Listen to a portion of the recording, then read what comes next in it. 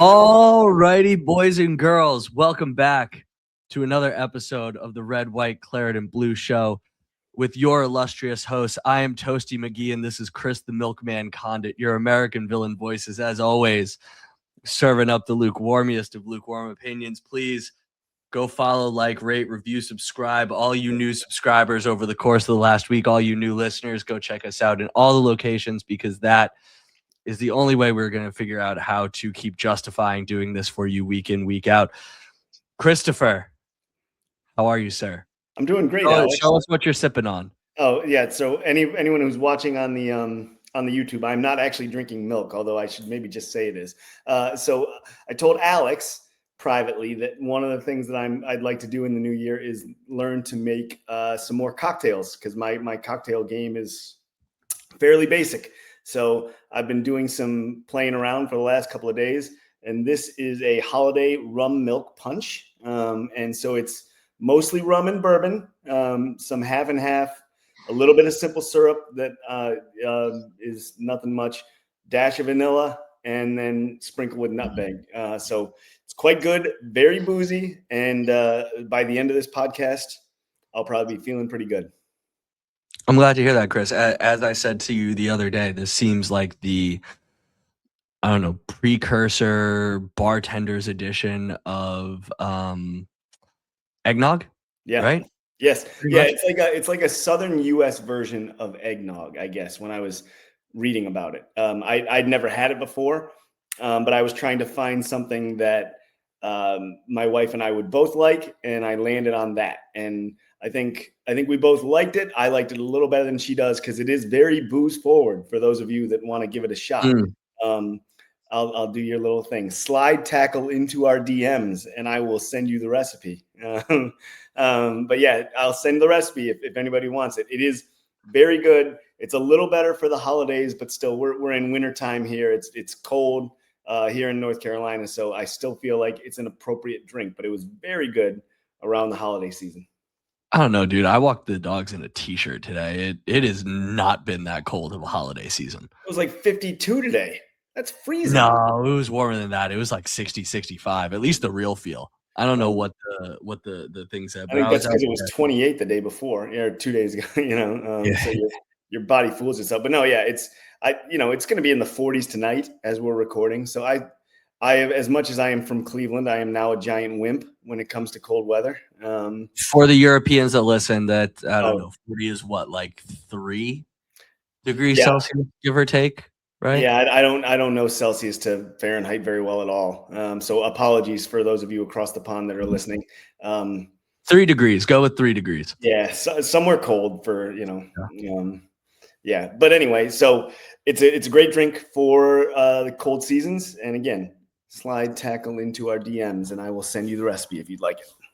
There we go. Maybe we'll do some subscription only pods where you and I start talking about cocktails, and we'll make and consume cocktails for every episode, and that'll really go off the rails. Maybe the fans will like that. If you like that, slide tackle into the comments, slide tackle into the DMs, let us know, and maybe we can make that happen. But that might cost you a penny or two, or a literal penny, a pence, a penny or two.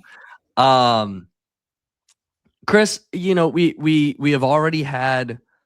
No, actually, we haven't had an episode yet this New Year, right? Our last one was on Christmas Eve, on New Year's Eve, right? Yep. New Year's Eve morning. So, Chris, we did not put this in the rundown. I'm going to ask you, other than making new cocktails, I'll ask you if you have any New Year's resolutions, maybe any New Year's resolutions for Aston Villa as we look towards the 2026 half season ahead of us. Funny enough, this actually can work, even though it's not in the rundown. So I'm going to sound like we prepared this. I don't do New Year's resolutions, but what I actually do is I choose one word to focus on every year, and so that one word. So was your one word this year cock or tail? No, that was just something fun. Also, get your mind out of the gutter, man. So anyway, that one word, thanks for stepping all over what I was trying to tell you as I was opening up to you and our podcast listeners here. No, the one word, I choose one word that is my point of focus for the calendar year. And I use that for my professional career. I use that for my personal life. And I've done this for probably about the last 7 years, 6 or 7 years. And it's from a speaker named John Gordon, whose book, the Energy Bus, is pretty popular. He's got several books that are popular, but The Energy Bus is probably his best known. And that's when I that's when I started doing this challenge, was after I'd read that book, 7, 8, 10 years ago, whatever it was. So my word this year is rise. And that has some connotations for me. Getting up early. You're getting into sourdough baking. No. Getting up early, I'm more productive when I wake up early, essentially before the kids, so that I can get some stuff done before they're, needing my attention. And then the idea would be that professionally, I will rise along with that. So it's got two meanings there. And Alex, you know how much how important it is. You don't want to rise professionally, I thought. I thought you're good where you are.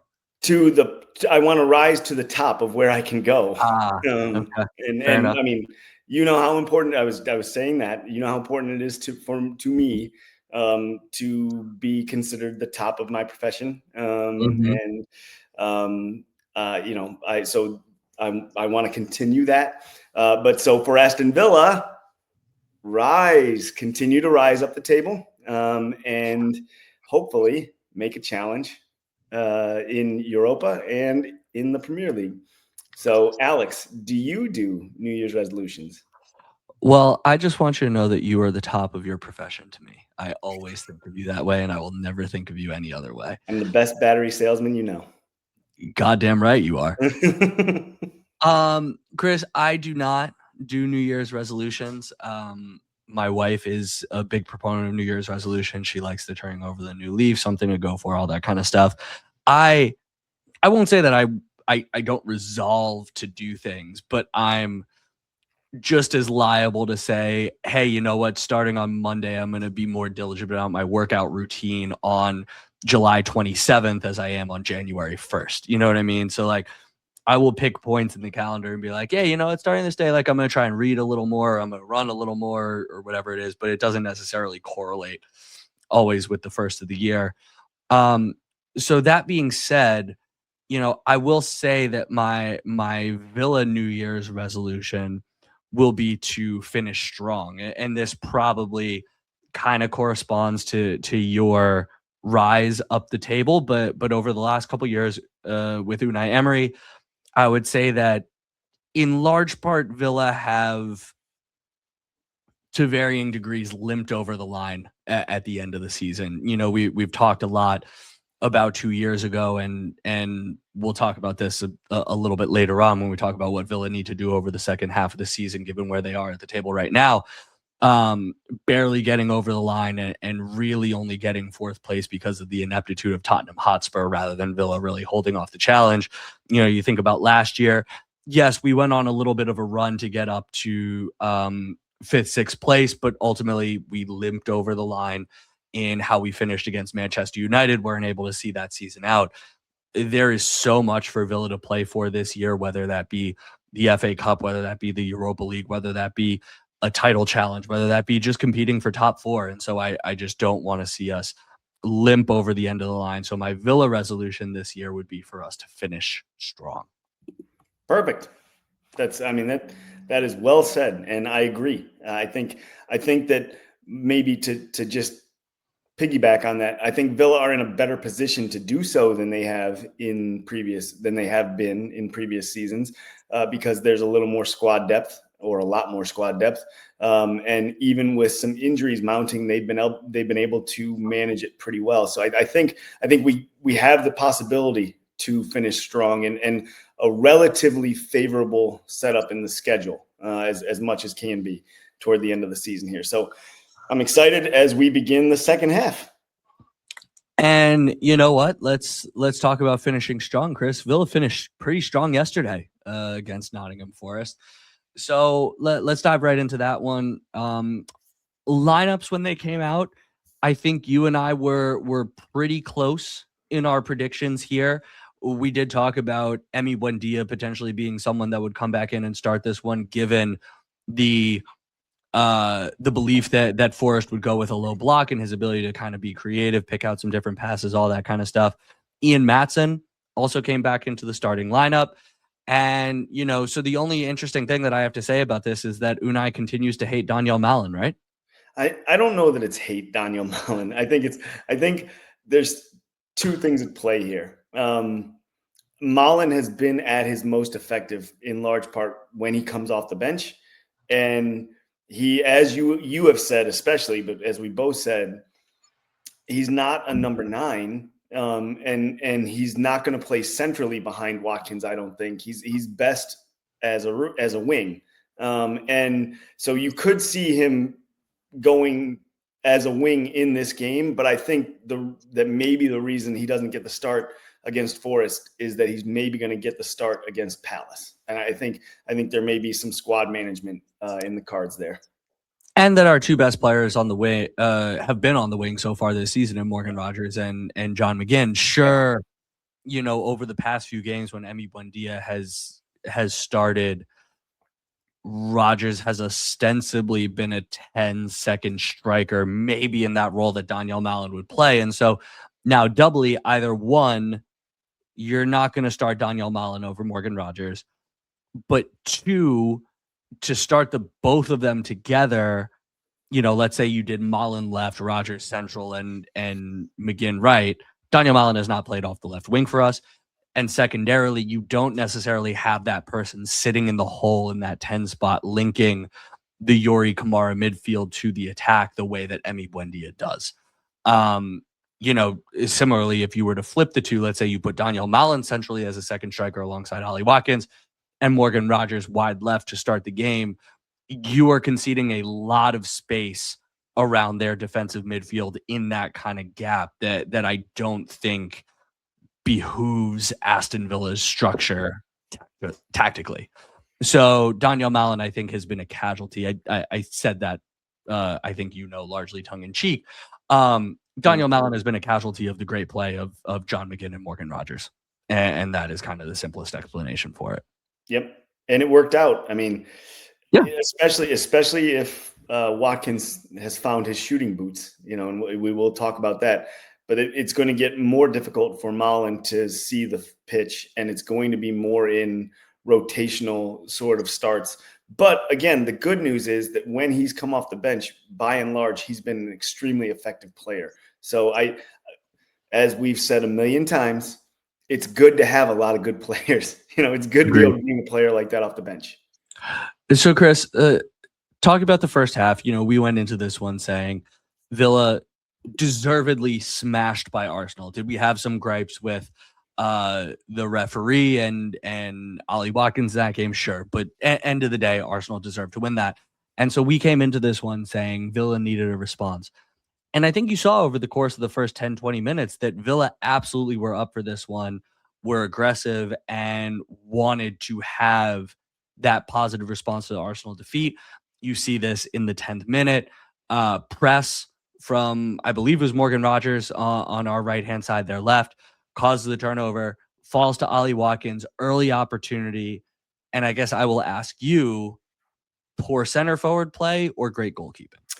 I think more great goalkeeping than poor center forward play. I thought it was a decent hit. I thought that the keeper's name's escaping now, but I thought in this instance he did a great job of making himself very big, and just got a piece of the ball with, I believe, his left foot. If I remember right or left, or one of the 2 feet. So I thought Ollie made pretty good contact. I thought he put it in a decent spot. I think it was more good goalkeeping than poor play from Watkins. I was disappointed to see it not go in, because I would have liked that early goal like we had talked about. But I do think you got to give more credit to the keeper than to hate on Watkins for that one. What do you think? If I'm going to nitpick, I'll say that Ali's first touch should be closer. It kind of pops a little close to the goalie. He goes down to when you slow down the play, I think the goalie goes down to his left and more towards the left a little quickly. That leaves a lot of the right side of the goal open that Ali's shooting for.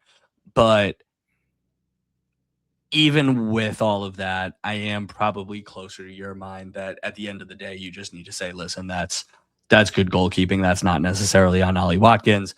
Obviously, he'll make up for that later on. We'll get to that in a sec. But, I was ultimately encouraged to see us creating opportunities that early on. And so the other thing that I want to talk about that was a big impact on this game, Chris, was referee Simon Hooper. I think it was Simon Hooper. It was. And you texted me this first when Rodgers was stepped on in a similar manner to the way in which John Duran stepped on Fabian Schär last year. But that aside, and you can talk about that if you want, I will just say, to sum up his performance, he did not want to make any calls either way. There were so many play-ons for Villa. There were so many play-ons for Forest as well, that he just seemed immune to wanting to blow his whistle. Now, you and I call for consistency from the referees all the time. And at the very least, if we're going to give him any sort of grace, we will say Simon Hooper was consistent in his lack of desire to blow the whistle. Unfortunately, that very much behooves the way that Nottingham Forest want to play the game as opposed to the way that Aston Villa want to play the game. And by the way, even with him choking on his whistle through 95% of this game, he still blew Forest for 20 fouls compared to Villa's 10. Yep. Which so shows you how 30 fouls that were called, right? should have had, how many yellow cards they probably should have had. Yeah. If you had a half competent referee refereeing this one. I thought Hooper had a bad day, and I told you that when we were texting about the game.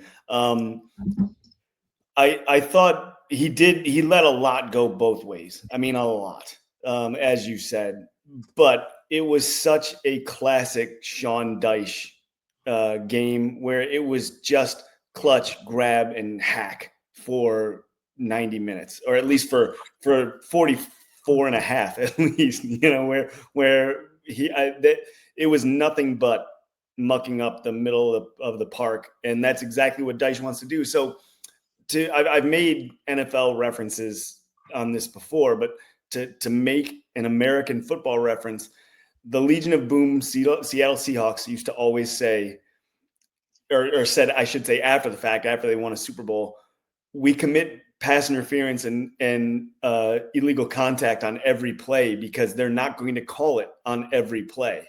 And that's pretty much Sean Dyche's defensive philosophy. If you foul every time a player gets the ball, they're not going to call a foul every time you commit one. So I thought that sort of hands-off refereeing approach, which still resulted in 30 fouls called, let alone all the advantages and things like that. I thought that lent itself well to Dyche and to Forest style of play. I will say one quick thing about the Morgan Rodgers getting stomped on. I mean, it was like the exact same play that John Duran got sent off for last December, I think it was, like right before he got shipped out, right? But so I just from that aspect, again, I want consistency from the referees. And we all heard the audio when Anthony Taylor sent off John Duran in that instance. The fourth official and the linesman both said yellow card, and Taylor said something like, "Oh, I see him being Schär grabbing something. I'm going red." And so then it becomes, instead of is this a yellow card or red card offense, it's is this a red card overturn? So that was probably the poor job by Taylor, just to get into that a little bit. But again, I'm looking holistically here at why this doesn't work, because you have two very similar plays. One results in a straight red. One results in not even a foul called. So tell me the difference between those two. is what I would say to PGMOL. And I guess I want to be clear for the audience on what your gripe is. Because you almost are not making a commentary on whether this was red, whether Duran was red, or vice versa. This is a call for, as you said before, consistency. And the Duran red, we could say, well, he gave red, and at that point, marginal call probably never going to be overturned. Perhaps if Simon Hooper also gives red here, not necessarily overturned because there's no way to overturn it. We said last year the Duran receiving red was not the correct call. We didn't think that it was deliberate in that way. We thought he was off balance, had nowhere else to put his foot, all that kind of stuff. And so this is actually more in line with our interpretation of what the Duran call should have been. There should not have been a red for Duran. Should have been a foul, though. But if you're going to give a red in that one, then you have to give a red in this one, or you need to make some public apology, which we have always demanded apologies from PGMOL. Make some public apology last year to say this is not what the call should have been. And so this just further is testament to what you and I consistently complain about, which is the inconsistency, not only within games themselves, but in one game to the next. Yeah. One of those two calls has to be wrong because they're the same play, right? So one of those two is wrong. Which one is it? And then let's referee that way forever, or at least until you change the rules and, it's public or whatever. Like one of those two is the incorrect call. So PGMOL, I'm calling you out again. Which one of those two is wrong? The Duran red or the no foul when Rodgers gets stomped on? One of those two is wrong. So which one? Tell me. Yep. Slide tackle into our DMs. There we go. Yeah. So Chris, first half, I will say a lot of huffing and puffing from Villa. We obviously all have fears of games where Villa dominate possessions because we are typically not very successful in those matches. And what I will say, and you ultimately saw this manifest, particularly in the second half in some of the goals that we created, the difference between this and those early games where Villa are less successful within creativity. Villa were actually using their outside backs all the way close to the touchline out there. They were really moving the defense around. They were finding more inventive passes through the middle as opposed to one guy just sitting on the ball and trying to force passes into Morgan Rodgers and Ollie Watkins, triple covered.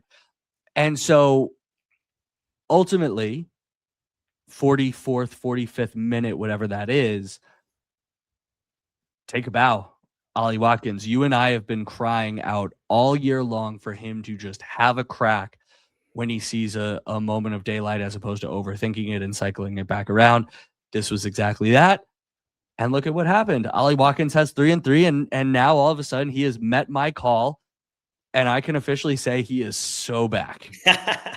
There we go. It's encouraging at the very least, right? If he's not back, I'll take this version of him, where he gets a step and he sees a pocket of space and he lets it rip, which is what we've seen from Aston Villa now consistently this season, scoring from outside the box. And by the way, as I texted you, that was only his, I think, second goal ever outside of the box for Aston Villa. So he doesn't take a lot of shots from outside the box, but it was another one that we've seen so often this season. It was relatively close to the box. I think he was only a couple of yards out, from the edge of the penalty area. But he works his way across, sees after he pushes the ball toward the middle that he's got room to shoot, and he just takes the shot, and he puts it right where it needs to go. It was a cracker of a shot from Ollie Watkins. So more of that, please, big guy. That is great to see, and I hope that it's an indication that he's found his shooting boots, because like you and I have said repeatedly this season, if Ollie Watkins finds his form, look out, because we're going to see a regression to the mean from the others, like we've talked about.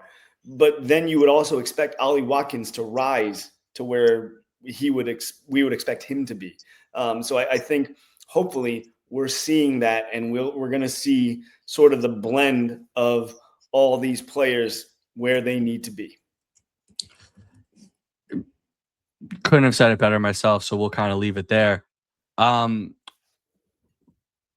Chris, so that kind of leads us right into half. It was, one of the last touches of the half.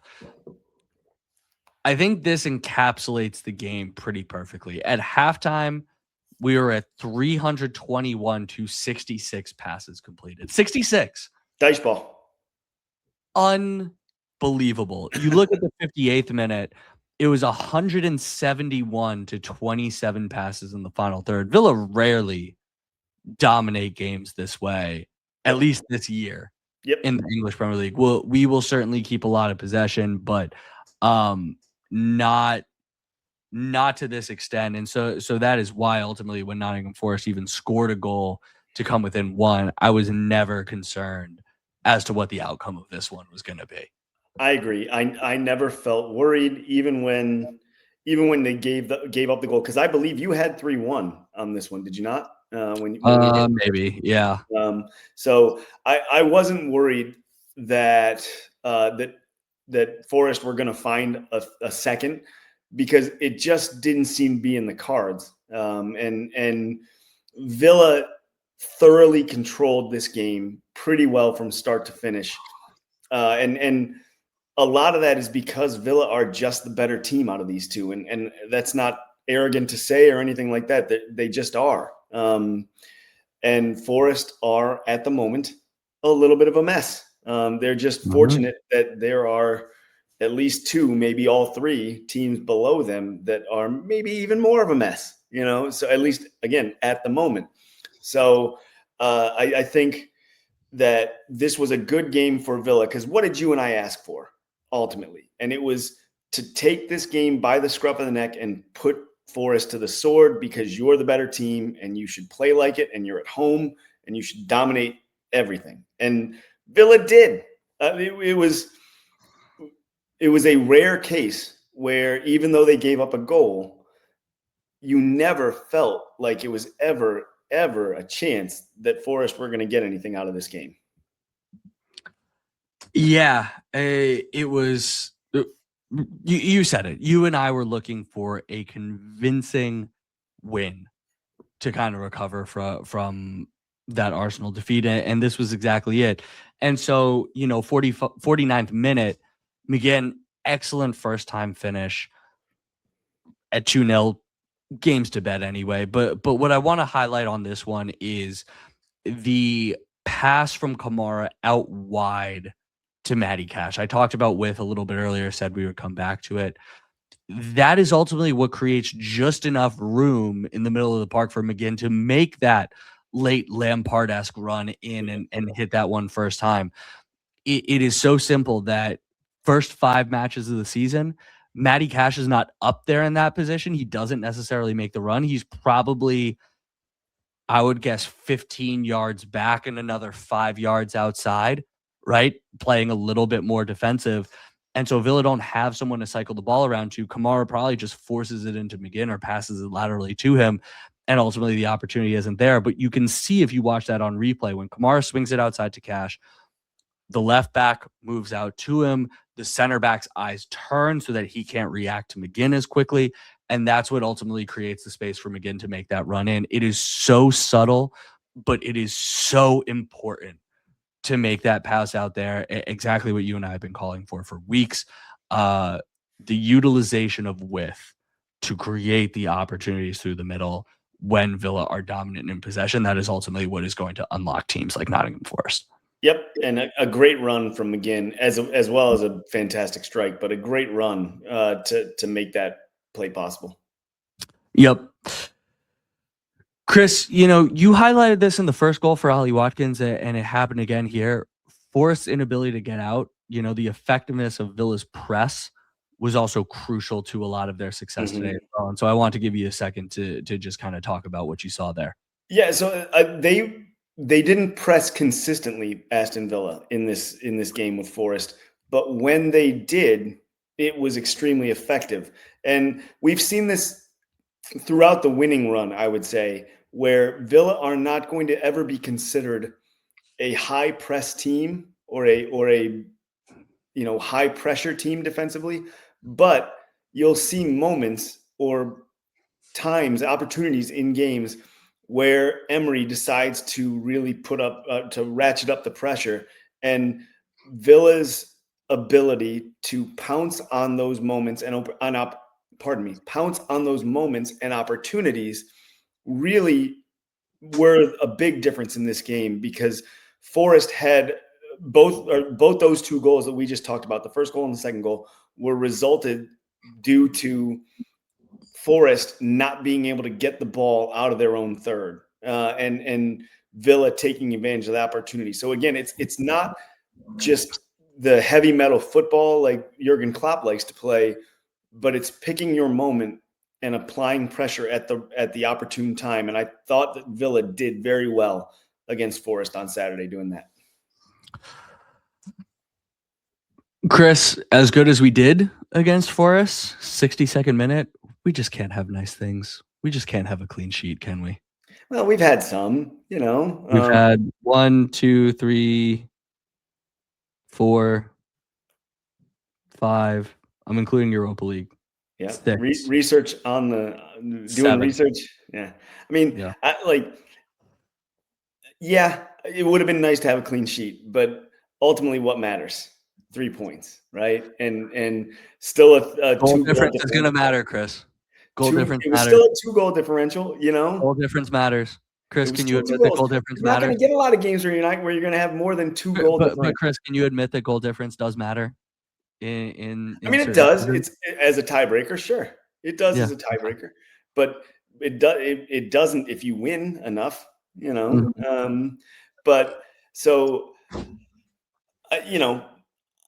disappointed to see that goal go in, sure. But like we talked about, I think the larger thing that I would rather focus on is that even with that goal going in the back of the net, you didn't. It's not to say you didn't say, "Oh, shoot, wish that hadn't gone in," but I didn't straighten up or tighten up and say, "Oh boy, we better get ready here because here comes the siege," right? Where Forest are going to be able to get maybe a point out of this.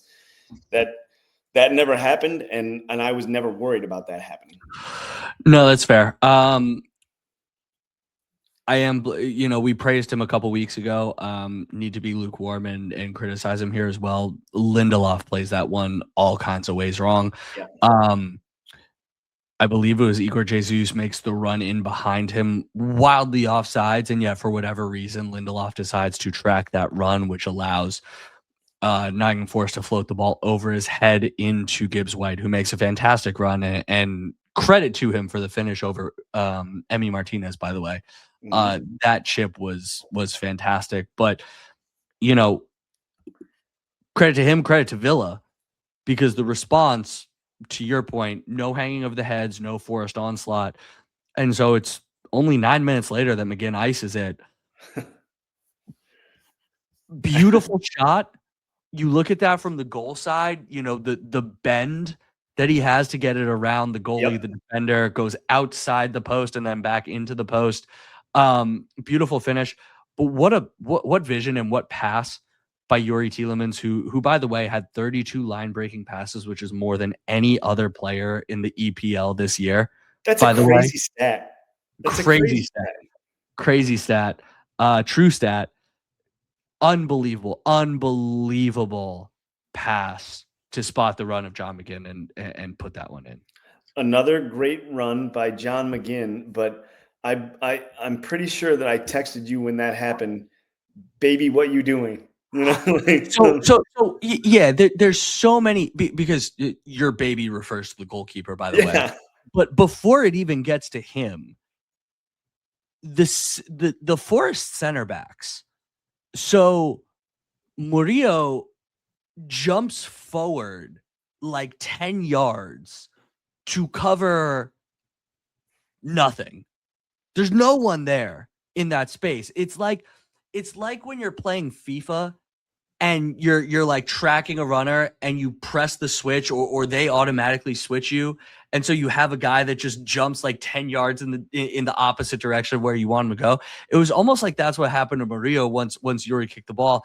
And then Milinkovic just gets absolutely blinded by the run of Ollie Watkins going wide left. He jumps 10 yards in the opposite direction. And that's what ultimately creates the space for Yuri to loft the ball in for McGinn. And yet all of that happens, and they still have covering runners who could theoretically deal with this, because John McGinn is not necessarily. Listen, I've praised him for his quickness and his increased boost of pace. He is not a pacey winger still. No. And they have 3 covering guys, and yet that goalie is committed. He Leroy Jenkins his way into the midfield, and it goes about as terribly as you would expect. So I looked it up because I legit, like I said earlier, could not remember his name. It's John Victor, is Forest keeper. What on earth are you doing out there, man? Like, as soon as that pass comes from Kamara, there is one place for Victor to go, because he was, if I remember right, standing about at the edge of the penalty area. Yeah, he was like at the top of the D there. It is straight back. That's where you're going. Turn around and run backward. Like, I don't know what you were doing, because you had 3 defenders that could close the angle by McGinn, and McGinn was mostly by himself. He had Watkins to his left, I think, if I'm remembering the play correctly, but he had Watkins available. But it was still going to take then a great pass, if he has to play it to Watkins, to get that ball through and create maybe a 1v1 with the keeper situation.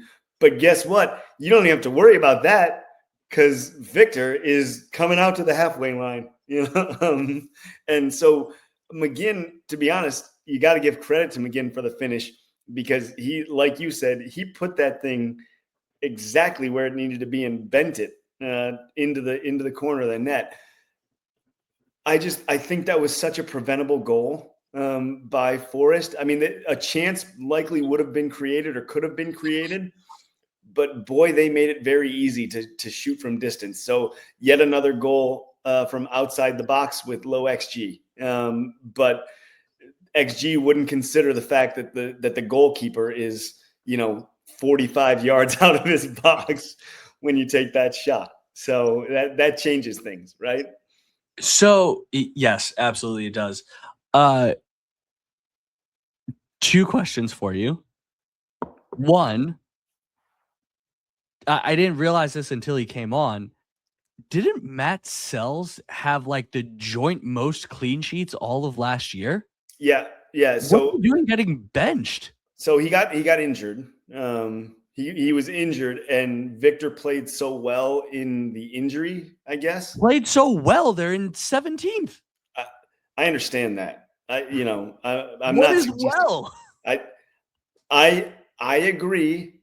I thought it was strange because Sells is like an international goalkeeper and has many caps.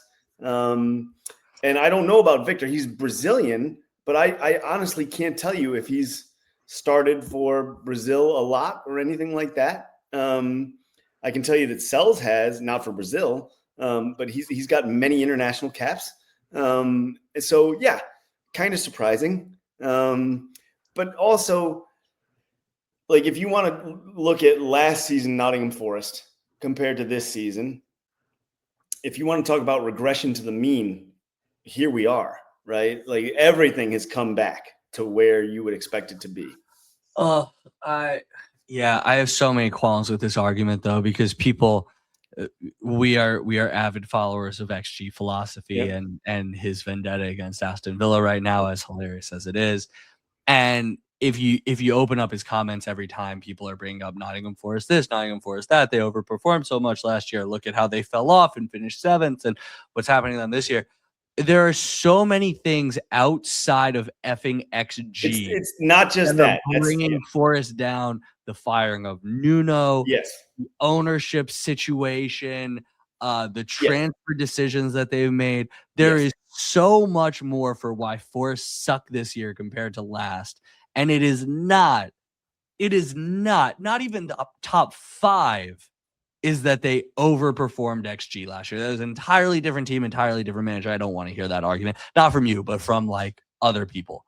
I agree with all that. I do. I do think that if you expected Chris Wood to get the same sort of production that he got, no, that's fair. But Chris Wood is 32. Like we've seen Chris Wood over a course of his career. All I'm suggesting is Chris Wood is going to be a lot more like he was, from 20 to 31 or whatever, instead of the 1 year, right? So, but yes, no, like that.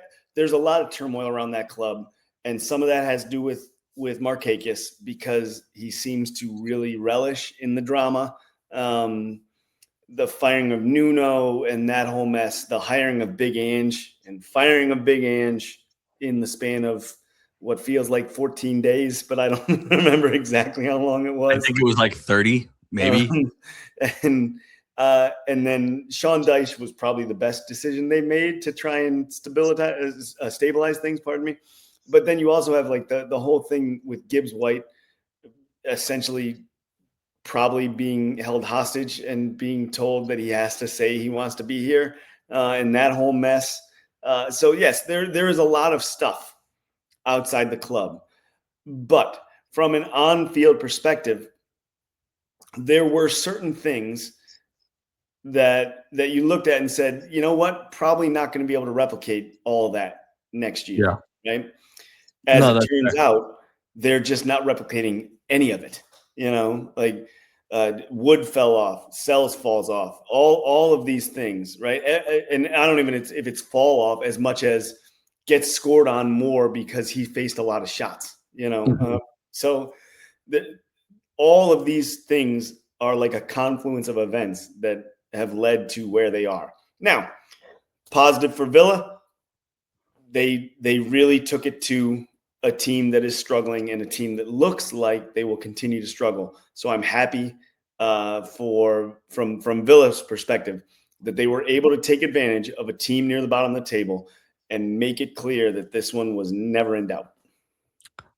Yep. And so honestly, there's nothing left to talk about the rest of the game. Villa saw it out. No real opportunities from Forest. Very comfortable 3-1 victory. As we look at good points, bad points, the only other good point that I want to mention, when he left, you and I said, I hope the first time that he comes back to Villa Park, he gets a good reception. Didn't get that last year, but he got this opportunity with Forest this year. I'm glad that Dougie Luiz was warmly received by the Villa faithful, someone who clearly never wanted to leave and someone who the Juve move didn't work out. The Forest move does not seem to be working out. He didn't necessarily have any say in this. I very much believe that Villa kicked him out the door to meet PSR as opposed to him asking to leave. But I think he will always look back and kind of think, man, if I had figured out a way to never leave Villa, how my career might have been different.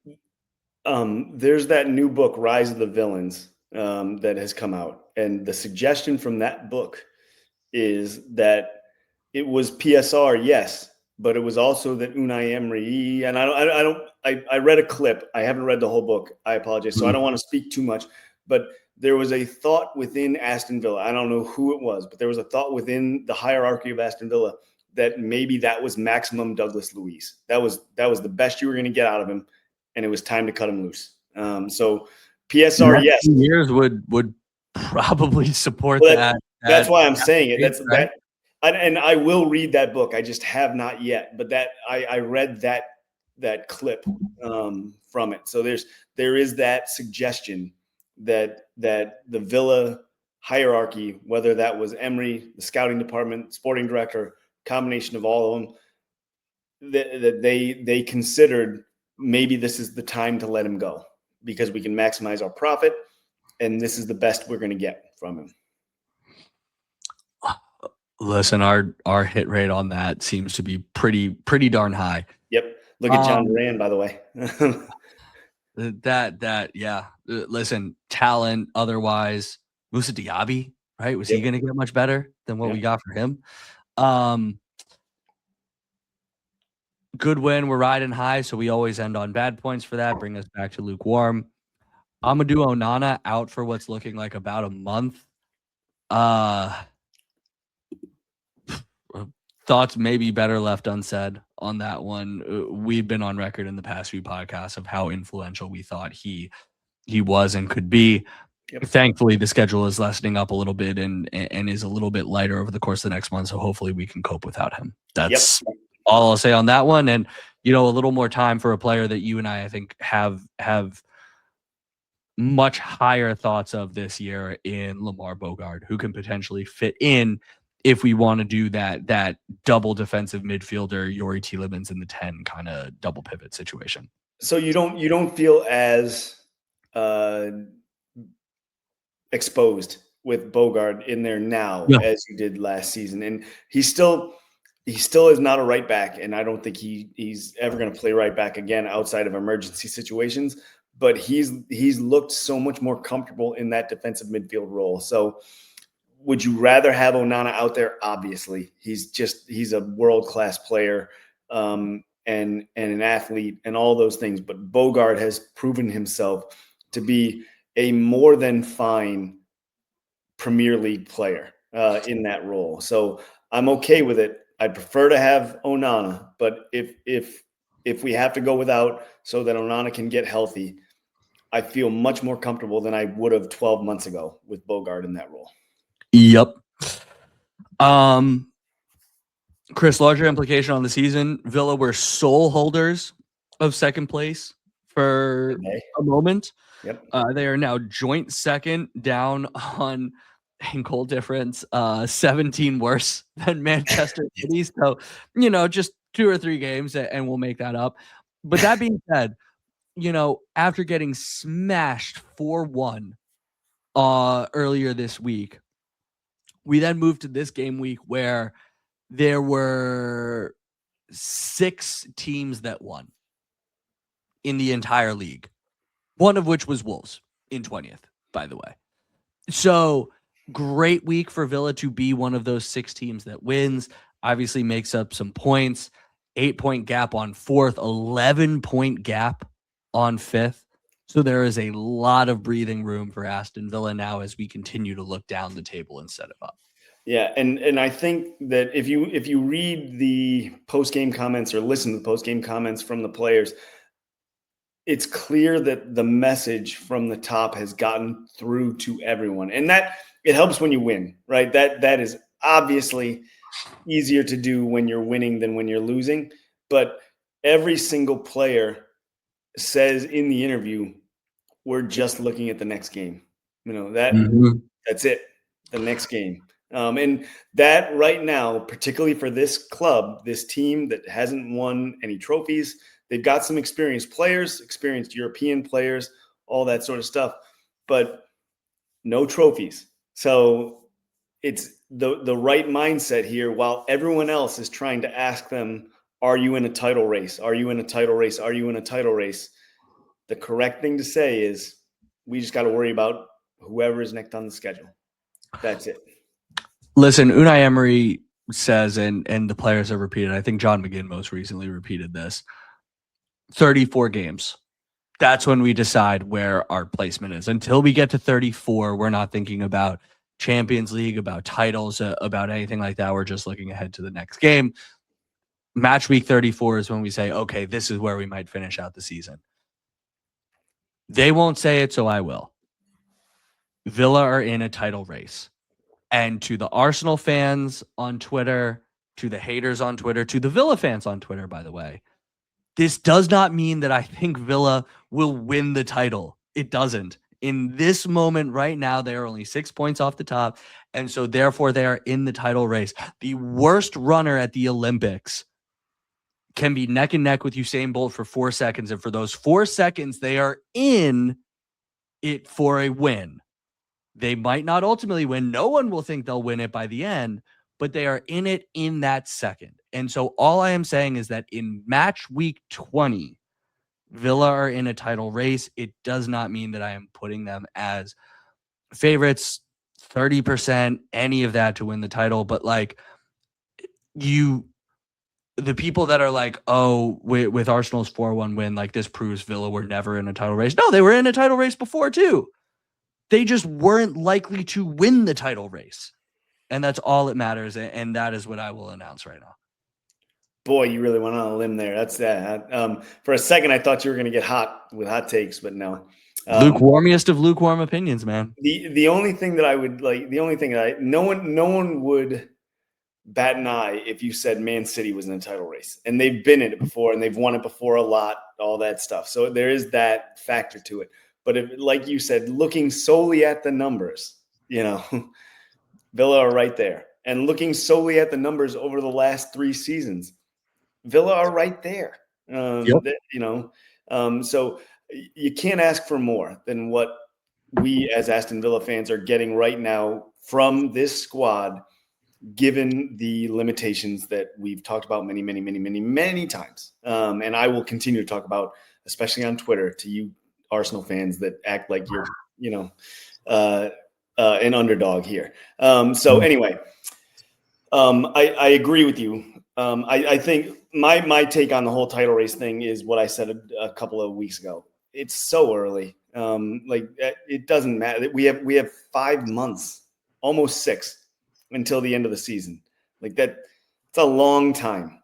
Who knows what could happen between now and May 24th? I think is the last day of the season. Like what?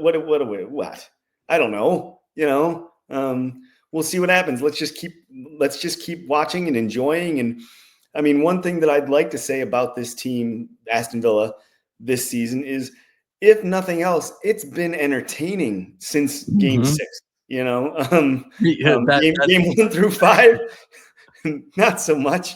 But like they're fun to watch, and that's the other thing that I don't get about all the people pointing out like XG and all that stuff.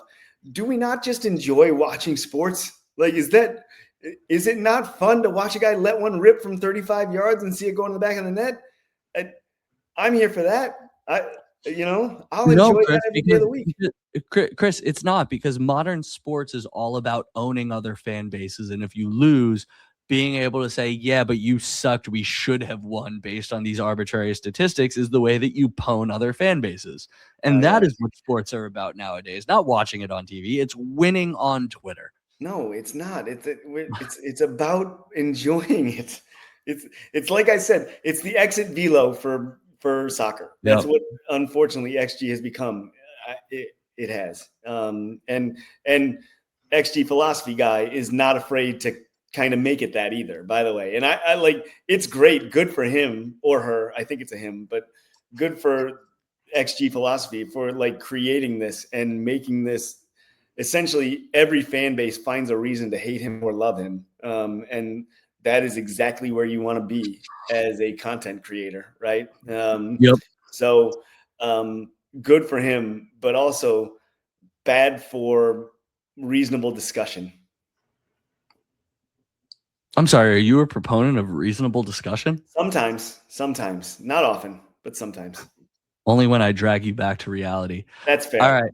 Well, that's it for Forest. Before we get to our Crystal Palace preview, Chris, I wanted to get your opinion on 3 transfer updates this year. Do you want to take these one by one, or should I read all 3 and you can just kind of go on a monologue about them? Let's do one by one, because I'd like your responses too. Okay. Number 1, Unai finally confirmed that they didn't really want Elliott as of 2-3 months ago. And now he might be going on loan to MLS. So not a surprise. Dean Smith, the father to us all, once again, trying to come in and save Aston Villa. This very clearly was the last straw between Emery and Monchi. And this was a Monchi move. You and I said when this move happened that it didn't make sense for a couple of reasons. He wasn't filling a need. The 10-game, $35 million automatic buyout was a crazy small amount of games, and a relatively high buy point.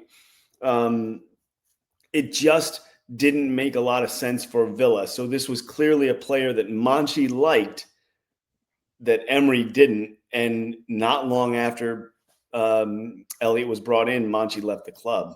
So I'm not surprised that it's turned out this way. I hope it works out. I actually think it would be great for Elliott to go to MLS and get some playing time and score some goals and gain some confidence, because for those of you that are listening or watching from Europe or England, MLS is not like it used to be. It's not top line, top level football by any stretch, but there are some decent players over there now and some very good managers and coaches. So I think that it would be good for Elliott to get regular playing time and maybe gain some confidence playing regularly and scoring regularly. So I don't think it should be poo-pooed as an option as much as it is in the European media. Yeah, I guess I'll work backwards with that. I am an avid MLS fan, so European listeners, you can take this with a grain of salt. But you look at where the best players in MLS go in Europe and where they are successful. They are very successful, even at top level clubs in Italy. They're very successful in the Eredivisie. They're very successful in the mid to lower Bundesliga and mid level Spanish clubs. So like the best players in MLS are good. League top to bottom, I would probably put somewhere in the championship level. The best clubs in MLS would probably compete in the championship, but the lower level probably would not. Again, Belgium, Holland, et cetera. They're somewhere in that tier, which might be about Harvey Elliott's level. Very weird career path for him to go from like league champion to MLS in half a season. I acknowledge that. I admit that. That is partially by nature of FIFA's own rules and how many different clubs you can play for within calendar season. So unfortunately, Liverpool made the mistake of playing him in an early cup match. He was then loaned out to Aston Villa, which means if he is recalled, he cannot be loaned out to another club. He can't play for a third club in the same season. But because MLS's season is not on the same calendar as Europe, that is what would open up this move for him. So I think we do need to be clear about like why he's considering the MLS route, is because it's the only place that he's going to get minutes. You're looking at MLS, you're looking at Mexico, you're looking at some of the leagues in South America as being areas where he could go. And probably from a culture perspective, coming to America is easiest for him. It sucks that it doesn't work out, because I think he is a player that, as much as we were confused about the structure of the deal and maybe why he came in, he's a guy that you and I have repeatedly praised throughout his time at Aston Villa. He said all the right things to the media. He didn't cause a problem. He's obviously been successful before. And so we thought that there might be a way for him to force his way in. And ultimately, he was a casualty of, I believe, Emi Buendia's renaissance. And I think I've said that before. So didn't work out. I don't bear him any ill will.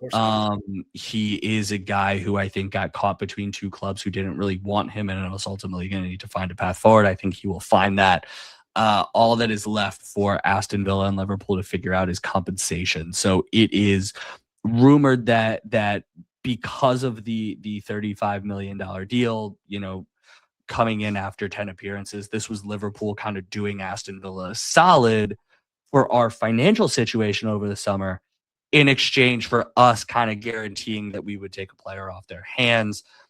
If we're not going to take the player off their hands, then they obviously want to be compensated for that to a certain degree. So we need to figure out what that added payment is going to be. I presume it's already been figured out and agreed to, but that's the last little bit there.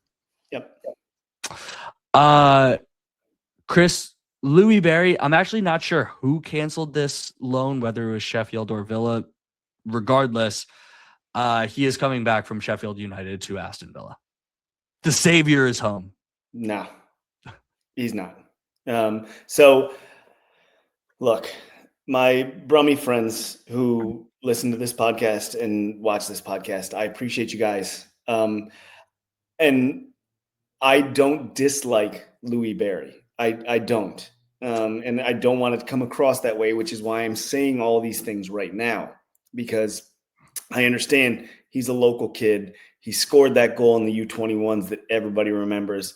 And that is a great thing it was a great thing for the club. And it was sort of at the youth level signifying the rise that we are now seeing, right, with the parent club. But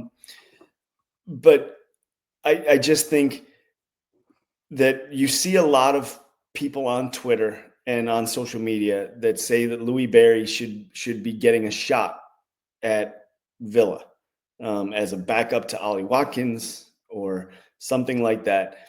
And what Louis Barry has in a career is like a season and a half where he was pretty good for Stockport, I think it was, right? At League One level. Yeah, League One. He has not scored much in the championship in his career. He could not see the pitch for Sheffield United, who are mid-lower table 15 in the championship, 15, Chris. and can't score. So I would like to see him loaned off. Well, you can't loan him off again. No, you could, yeah, because he hadn't appeared for Villa. So I would like to see him loaned off or sold. And you're not going to get much for him, but that's okay. Like I want him out for the social media reason, because you have a lot of folks that are banging the drum for him to get time in the squad, and I look at it much more level-headedly, and I get the local kid thing because I see it all the time with like Cleveland Browns players. Every single Browns fan has wanted the Browns just to draft Ohio State every year. Just draft that team and put them in the NFL. And that may work now, but it wouldn't have worked like in Jim Tressel's era in the early aughts, you know. But so like I get wanting local kids. I get it. But he's not a Premier League player. And if I'm wrong on that, I'll take the heat, but I don't think I'm going to be wrong, because right now he's not even a championship player and he's 22 years old. Yeah. Listen, he has appeared in 9 matches for Sheffield, started 6 of those. So it's not like he's only coming in for 5-10 minute cameos. He has more yellow cards than goals, Chris. And before you ask me how many yellow cards does he have, it must be an obscene amount of yellow cards. He has 1 yellow card, which means he has not scored. He does not have an assist either. So to say that someone who, if you even want to give him the excuse and say it's a bad situation in the championship, manager doesn't like him, has no use for him, whatever. Are you telling me that there is any player that consistently could produce for Aston Villa, 3rd place in the Premier League, that somehow could be seen as not useful for the 15th place team in the championship? You're telling me that if Lamar Bogard got put on loan at Sheffield United, the manager wouldn't find a way to work him in and play him 90 minutes every single game? And Lamar Bogard is a rotational piece for us. You don't think that Andres Garcia would be starting every single game for Sheffield United at right back? A guy who you and I have no time for whatsoever. Yeah. Bad situation or not, like Louis Barry is just not Premier League quality. And it pains me to say that, because the whole story of him being at Barcelona and coming home and getting into the Aston Villa camp, I was hyped about that. I was hyped about the goal against Liverpool. You know, like I wanted this to work out, but like it's not. And so to your point, I'm tired of wasting time and air and energy in Twitter on a discourse about this kid, because his, you know what, I've had a few beers, because his skin looks a certain way and he's from the city. That's all I got. So the one thing that I will just add, one final thing, Louis Berry is 1 year younger than Morgan Rogers, right? He's 2 years younger than Andre Onana. We're not talking about like a 17-year-old here. We're talking about guys that are. Did I say Andre Onana? I'm so sorry, Amadou Onana. I'm glad I caught that. He's 2 years younger than Amadou Onana. We're not talking about a guy that's 17 and just needs a few more games. We're talking about this is who he is. This is who he is. He may get better, but he's not going to develop all of a sudden into Christian Benteke. And before everyone slide tackles into our DMs with this, by the way, we know that he has a cyst in his knee and he's coming back to Villa and there might be surgery and all this kind of stuff. Like, he still had plenty of appearances prior to that issue arising where he did not perform, did not contribute.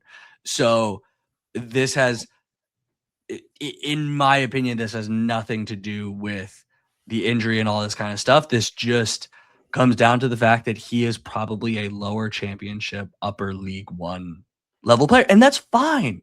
That is so good for a local kid from Birmingham to be a lower championship, upper level League One player. You can carve out a great career doing that.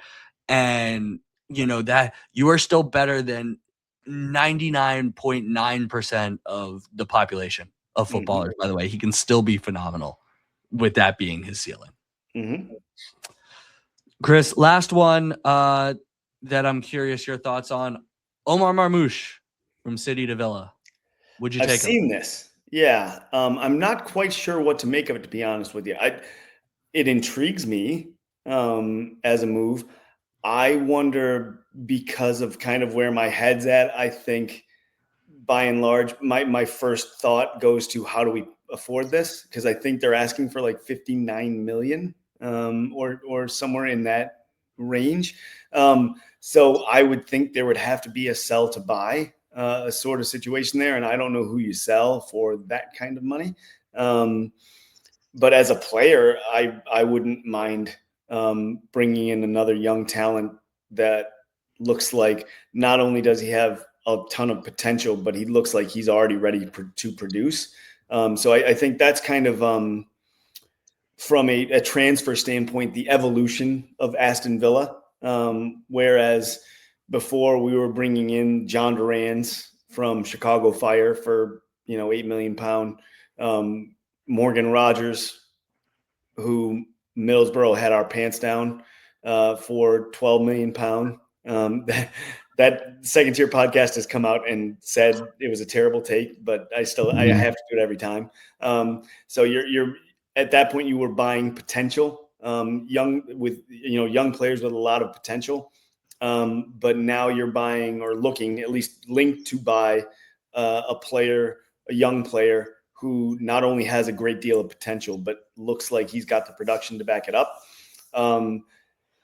The one thing that I will say that makes me doubt that the move will happen beyond the finances is that it's already out right now and the smoke is already appearing. And generally speaking, when the smoke comes that early, it's not Villa that's going to be involved. The Unai Emery way has been to sort of move in the shadows and buy players quietly and bring them in without much media fanfare. So I think this may be smoke from somewhere, likely an agent or Man City trying to test the waters for the market and see where it is.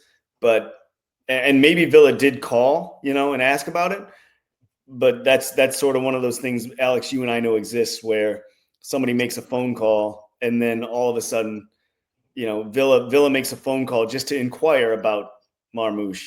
And then all of a sudden somebody gets a phone call, who gets a phone call, who gets a phone call to the Sun, or something like that. I don't want to just use that. I'm just using it as an example, but to the Sun, who then puts out Aston Villa is interested in Marmoush, right? So I think there's early smoke and the finances don't really work out for me. So I don't think the deal is going to happen, but as a player, he intrigues me. Yeah. Feels very Rashford-esque to me, I think. Someone who scored in bunches 2 years ago at Frankfurt. Very Ollie Watkins-esque in that respect. I think his last year there, 15 goals, 10 assists. So someone who could definitely be involved in the build-up play. And so that's why I certainly see him as someone who could step into that Ollie Watkins role if he's going to continue to be like the first half of this year where he's largely ineffective and a passenger. You bring in someone like that who can contribute in that kind of way, that's what catapults you into a truly sustained I'll say Champions League entrenchment, if not a Champions title challenge. Hasn't quite worked out at City. Last year, 16 appearances, 8 goal involvement, 7 goals, 1 assist. This year, I think it's something like 10 appearances and no goals, only 1 assist. Very difficult for him because he's not going to dislodge Erling Haaland, who is one of the 3 best players on the planet. And so, I think he's been largely shunted out of position. And so City probably sees this as a way to recoup some of what they paid for him because he hasn't necessarily kicked on. And, he's on, much like Rashford, something like 300,000 pounds a week. That is not fit within Villa's weekly wage structure. So is he going to take a pay cut? I don't necessarily know that any of the clubs around the world that could pay that wage to him are interested in him. So wherever he goes, he probably needs to take a pay cut. Yep. But, to your point, I think if this is going to happen for Aston Villa, it's not going to involve a fee. I think it will be a loan, perhaps an option to buy like Rashford that is unusually high, with us covering maybe a large portion of his wages this year, and then have the opportunity to renegotiate it next year if he does well. If he does come, I would see this as, again, a Rashford, Asensio, Unai Emery.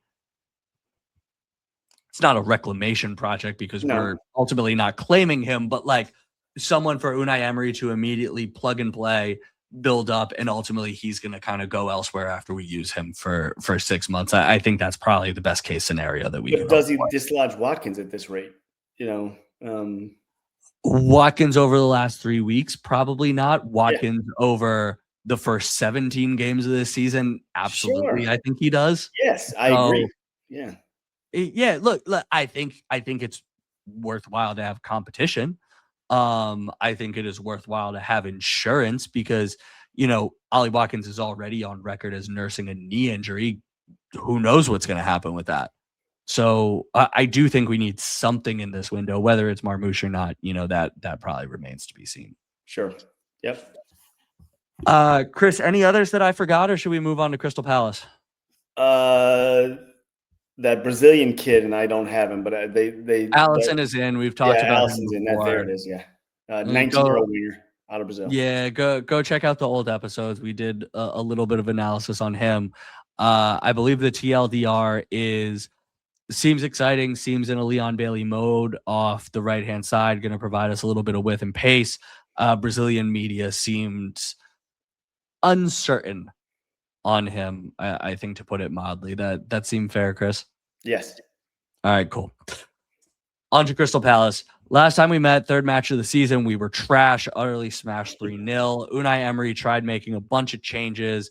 Martinez didn't play because we thought he might go to United. McGinn was playing defensive midfield. Kamara wasn't back yet. Nothing changed.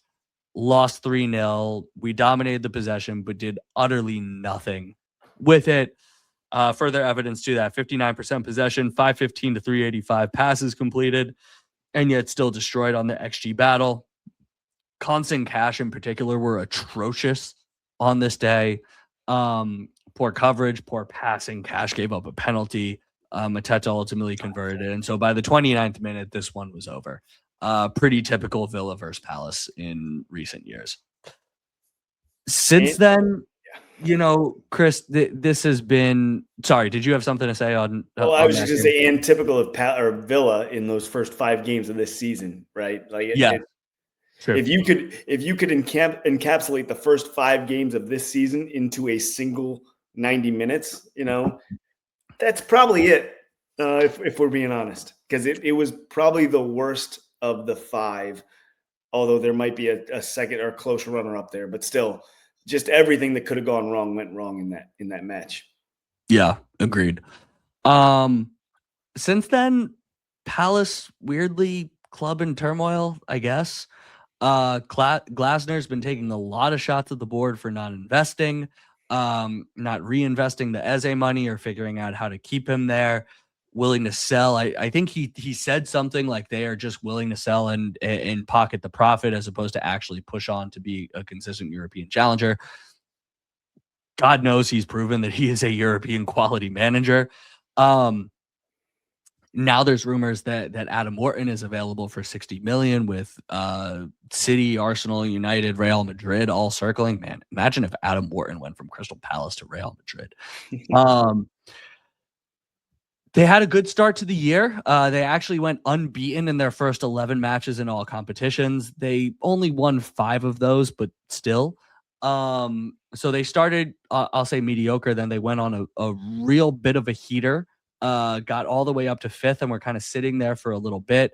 Now they are winless in 7 matches, pretty much alternating draws and losses. They lost 2-0 to Newcastle today. They have technically been the XG better side in 2 of those losses to City and Spurs and their draw to Fulham, but hasn't looked good. You got to wonder to what extent Glasner's attitude and some of this uncertainty is seeping into the squad. Obviously, they almost sold Mark Gahey. Now, he's been great for them, by the way. It hasn't necessarily turned his head, but for the rest of the squad, seeing Gahey almost leave on deadline day to Liverpool, I don't know. I really I don't know what to think of, like, what must be going on behind closed doors down there in London. So, I mean, all the reports is that Glasner's not going to be back at the end of the season, that he's going to go elsewhere. And you have to figure that's coming from his camp, because Palace certainly would not want that out there. But also, he doesn't have a contract. So that's sort of one of those things that if you pay close enough attention to the way things work in professional sports, most of the time, if a manager or coach goes into the season without a contract, that is usually a signal from the board that you are not getting another one, and that is across sports, soccer, baseball, basketball. You always lock up a guy if you want to keep him around the year before his deal is up, at least. So it's a strange situation there right now, and that uncertainty, you can't argue hasn't affected their play on the pitch, because they just haven't looked great in the recent run. They also have a lot of players out due to AFCON, one of which is Ismail Yassar, who literally always scores against Aston Villa. Noted wearer of sandals and noted wearer of sandals that Stevie G said, no, if you're going to wear sandals to meet me, I don't want you on my club. But yeah, I think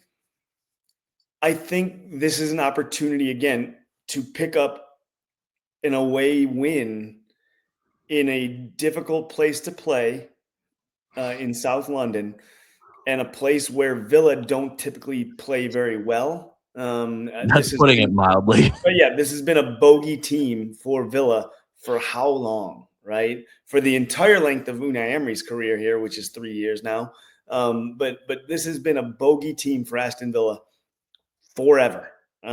So I do think that my mindset, even though they're not in near the relegation places like Nottingham Forest are, my mindset here is that you have to take advantage of this situation and look at this like a team in turmoil and score early and put this thing away and dominate away from home and make it known that you are the better side for the length of the game. Whether or not that plays out, I don't know, but that's my mindset going in. This is like the previous United game and whenever we play United again. teams that Villa are typically not successful against, that if we are going to prove ourselves to be title challengers or, someone who is going to coast to Champions League qualification, these are the games that you have to get something out of. Not even just get a point out of, that you have to win.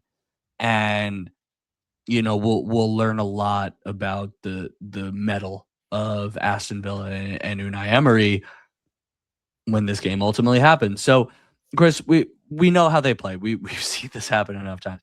They defend well.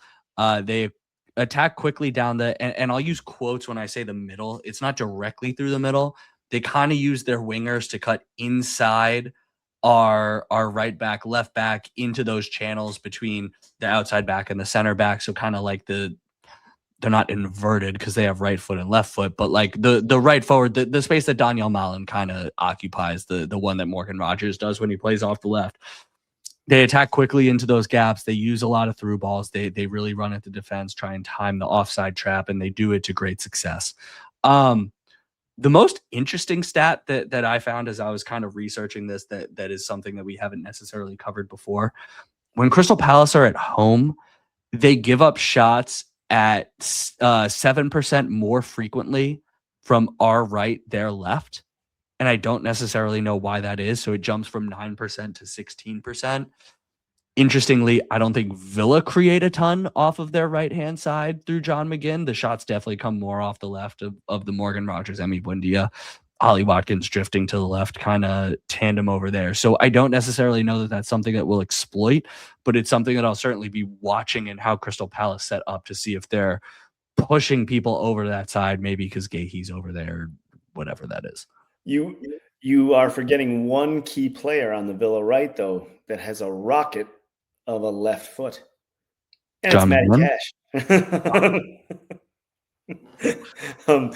That's fair. Maybe it's another Matty Cash screamer game. That's a really good off point. his left foot. I mean, like, yeah, off the left leg. Yeah. But no, I do wonder about that statistic. I would think that makes sense to push teams to that side, right, where your best defender is.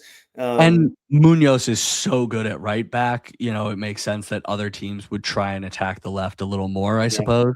Yeah, that does. Yeah. So, yeah, Matty Cash from 28 yards. There we are. That's the opener.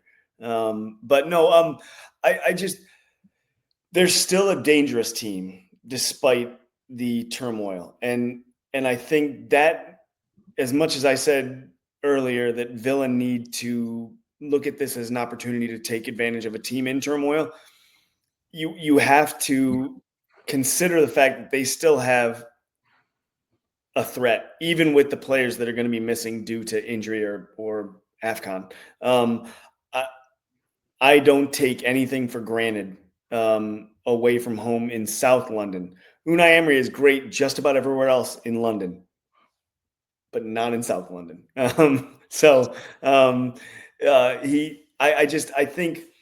do think by and large, if you look at this thing, both run of form and matchup wise, there are a couple places where Palace probably have the better player. Gahey is the most clear example. But by and large, this is a moment in time where you look and you say, this is a game that Aston Villa need to win to prove that they're where they're supposed to be. And if, like you said, if they really want to be title challengers, Champions League, all those things, this is a game you win, even though it's on the road in a difficult place. I think it needs to be 3 points if the goal is to continue to stay up near the top of the table. Yep. So let's talk about some of those players. You've hinted at this a couple times. A lot of injuries and absences for Crystal Palace. USMNT hope Chris Richards might be back for this game, but the latest news I read said that he couldn't put a boot on, so I don't know how he's going to start the game later this week. Eddie Nketiah, no return date listed. Ismail Assar is at AFCON, thank God, because he always scores against Aston Villa. Will Hughes was back today. He'd been in and out dealing with fatigue and other muscle strains, so who knows? Maybe they need to get him a little rest, but I'll presume he'll be back. Yeah. Daniel Munoz, their best player on the season, by far, by who scored rating, maybe the most coveted right back in the world right now, which I love to hear as a fellow Colombian. He's out with a knee injury, will not be back for this game. Czech Doucouré, Daichi Kamada also out for this game as well. Who's left? Well, Gay. Not a lot. Gahey is still available. Dean Henderson obviously will be back there. Jefferson Lerma has been filling in as an auxiliary center back with the 3 at the back system. And they still have Jean-Philippe Mateta up top. He leads the team with 8 goals so far, but he's only got 1 in his last 9 in all competitions. So on a bit of a Ollie Watkins-esque cold streak. Interestingly, their second and third leading goal scorer, the aforementioned Ismail Assar and Daniel Munoz, who will both be out. So not a lot of goal contributions outside of Jean-Philippe Mateta that Villa necessarily need to worry about. So 2-0 Palace incoming is what you're saying. Yes, very much so. I mean, sort of like we said again in the last pod, right? Like all these things seem to stack up for Villa. And there have been a lot of things that have stacked up for Villa before we got smashed 4-1. So yeah. The only thing remaining is like all these things have gone in your favor. The biggest one, like we've half joked about, might be that Sarr isn't going to play for Palace. So all these things in your favor, time to take advantage and move on. Put them to the sword early and go. Chris, what have you got for a lineup? And I want to ask you explicitly to state, is this done at all with one eye towards an FA Cup matchup with Tottenham Hotspur? I was wondering the same thing, to be honest with you. So I think it's still going to be Martinez in goal. I think that Emery's going to play him for now, and we'll see when we do the FA Cup preview if I think it's going to be Martinez or Bizot going forward. But I got Emmy at goal. I have Cash at right back. It's going to be Konsa Lindelof, I think, out of necessity, and then I think it'll be Maatsen. You made the astute point of Maatsen being pulled relatively early so that he will start against Palace. So being pulled early in the previous game at 65 minutes. So he'll start. I wonder if this isn't a time to work in Lamar Bogard at defensive midfield, and then probably go with Kamara coming off of injury, and then maybe taking him off. Coming off of injury, so to speak. He's had less minutes than Tielemans. So play Kamara and take him off for the cup game, and then go with a midfield 3 of something like Malen, Buendia, Rogers, and Watkins up top, or like the sub that and go McGinn with an early hook for Malen, and then figure out what you're going to do with Rogers, Sancho coming on, something like that, and reworking the midfield. But that, I know I threw a lot there, but I'm really not sure what Emery's going to do. So if it were me, it would be some combination of Malen, Buendia, Rogers, Watkins, and then eventually move Malen up to the number 9 spot, pull Rogers, and then put in like Sancho or somebody like that to play the wing. Well, you name basically everyone, every senior pro that's fit and available in some way, shape, or form there. So I think what I'll say is that we will learn from this lineup how much Unai Emery is prioritizing the FA Cup, because he clearly likes to rotate. He's not going to play these guys every 3-4 days, not rotate the 11 and just hope for the best. We've seen the way that has led to a lineup that has petered out over the course of the rest of the season. So if he goes all out, if McGinn starts, if Rogers starts, if it's Yuri and Kamara in the midfield and all this kind of stuff, we will see that probably a lot of those guys rested against Spurs, and we'll see what happens, but not a priority. Premier League and Europa are the priority. So that being said, my lineup, I'm not even going to predict Emery. This is what I would do. I would do Emmy in goal. Bizot starts the cup. Cash, Konsa, Lindelof, Maatsen. As you said, Maatsen and Luka Dean typically swap around the 80th minute. The fact that Luka Dean came on around like 65, 67 makes me think that there was a desire to save Ian Maatsen for this one. Crystal Palace obviously attack with pace through their wingers kind of inside there. So I think Ian Maatsen's pace as well is what helps us defend that a little bit. I think it will be Kamara and Bogard, but Kamara with an early hook, to your point. So Bogard will then move to defensive midfield. Yori will move back, and Emi Buendia will come into the 10.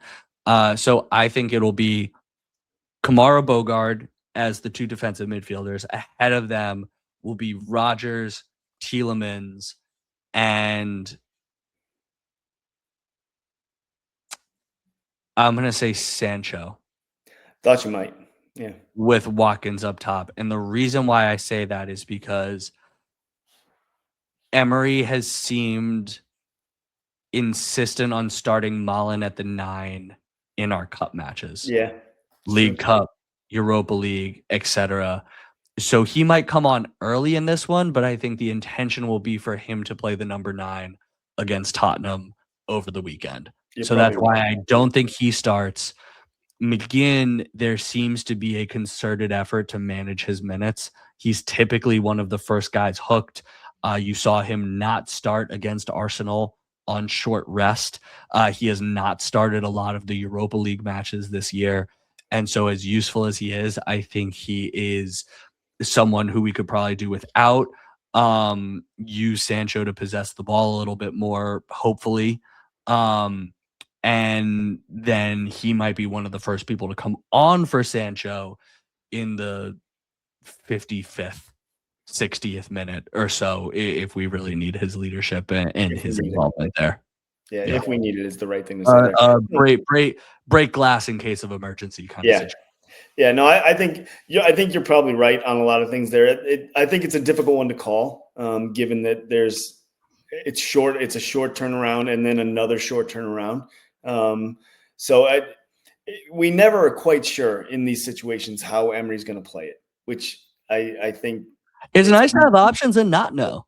Yeah, it is a benefit because if we're struggling, you watch this team more than anybody. I have to imagine other teams are struggling with how they game plan against Aston Villa, right? Exactly. Yep. Now that being said, style of play and what at least my lineup allows us to do, I think it allows us to possess the ball with security. We have enough pace in the back line to deal with Crystal Palace's threat over the top. And so I probably think that we will see something similar to Forest in that you will see a lot of Villa possession and maybe a little bit more creativity in the attacking third, but not necessarily a lot of early incisiveness at fear of opening ourselves up to the counter. So I think you'll see a little bit of a tentative first 45. As much as I want us to jump on them early, like you said, I think there'll be a little bit more of a testing each other out. And if we see a goal in the first half at all, I would be surprised. But I would guess a 0-0, 1-0 at halftime, and then this will open up a little bit more in the second half. All right. So you gave us your first half. What do you think for the final score? 3-1 Crystal Palace, obviously. Is that what you're going with? Yeah. All right. I'll go 2-1 Aston Villa. Do you really want to bet against that? I'll go 2-1 Aston Villa. To use a common Villa refrain against us? Yeah. I'll go 2-1 Villa only because they're missing so many players and because all of the stuff surrounding the club. You do recall last year when they were winless in like their first 11 Yes, matches. I do. That, right? I do. All right. Okay. But just wanted to make sure. We've been in this position before. We've also just roped off 11 wins in a row, Yeah. And Do I actually think we'll lose 3-1? No, but like I'm so scared by this fixture. I'm so beaten down. I can't predict anything else. We'll call you Alex Sixth Sense Beccaro.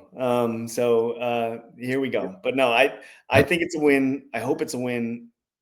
It means a lot for the season for it to be a win. I wholeheartedly agree with you there. So YouTube shout out Big Walt once again. Thank you for your support of the Arsenal pod. We love you. We will always love you. And Chris, until this one, as always, Happy New Year and up the Villa. Up the Villa.